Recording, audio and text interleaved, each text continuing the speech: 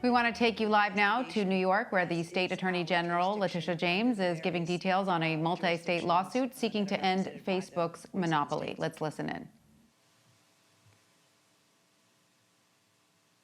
Our next question will be coming from Leah Nyland from Politico.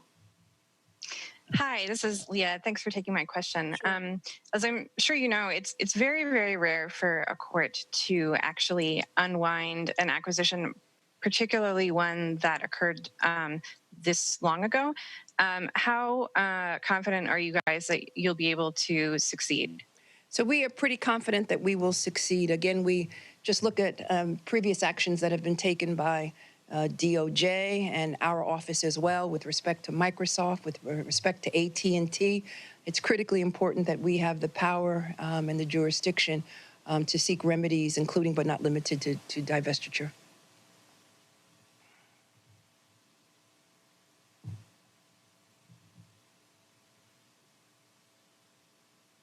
And next up, we'll have Shannon Bond from NPR.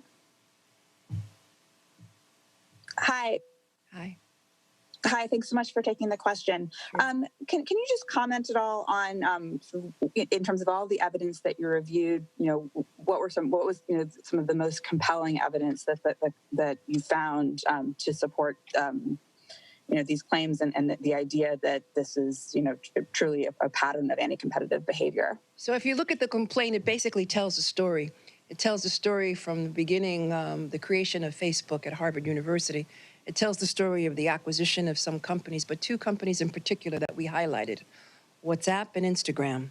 It's important that, again, you have law enforcement, again, focus on unchecked power of corporations who continue to maintain monopoly power by setting the terms for how it uses private data, how it protects private data, and how it collects it.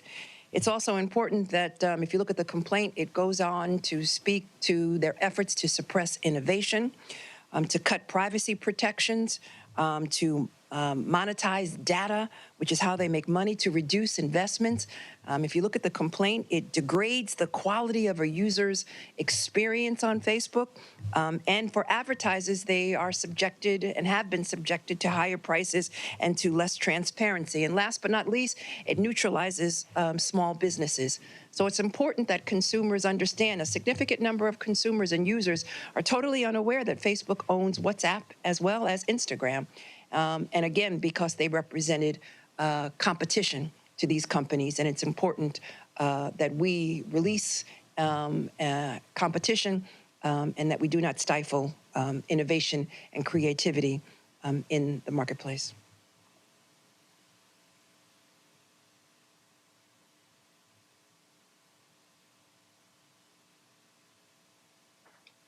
And our last question for today will come from David Shepardson, who comes to us from Reuters. Thank you for having this press conference. Two-part question. One, did you engage in any settlement talks with Facebook in a bid to try to get them to divest either WhatsApp or Instagram? And are there any other sort of set of divestitures that you think would satisfy the state's concerns? So I thank you for the question, but I'm not going to negotiate in the public. Again, will not divulge the conversations that we've had with Facebook. We have filed this complaint today. We seek relief from the courts. We seek, again, to protect consumers. Again, we seek to protect small businesses. And we want to promote competition in the marketplace.